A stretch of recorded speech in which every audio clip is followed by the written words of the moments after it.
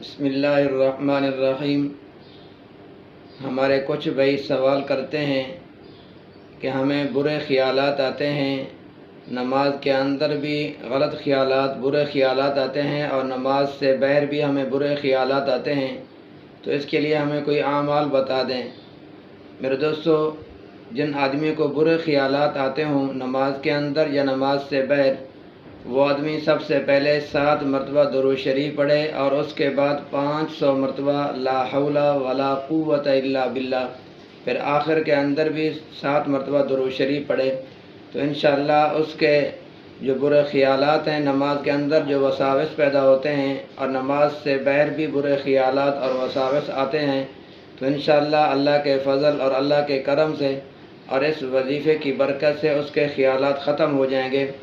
اس کو برے خیالات نہیں آئیں گے، اس کو جو نماز کے اندر وساوس پیدا ہو جاتے ہیں وہ وسوسے جو ہیں وہ پیدا نہیں ہوں گے انشاءاللہ، بشرطے کہ جو آدمی اس کی پابندی کرے گا،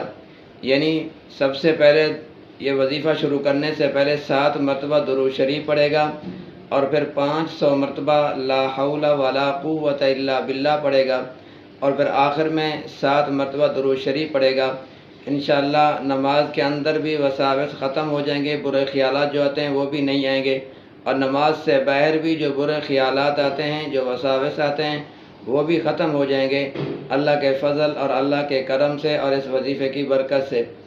دعا فرمائے کہ اللہ تبارک و تعالی مجھے اور آپ سب حضرات کو ان پہ عمل کرنے کی توفیق عطا فرمائے۔ اللہ تبارک و تعالی میرا اور آپ کا حامی و ناصر ہو۔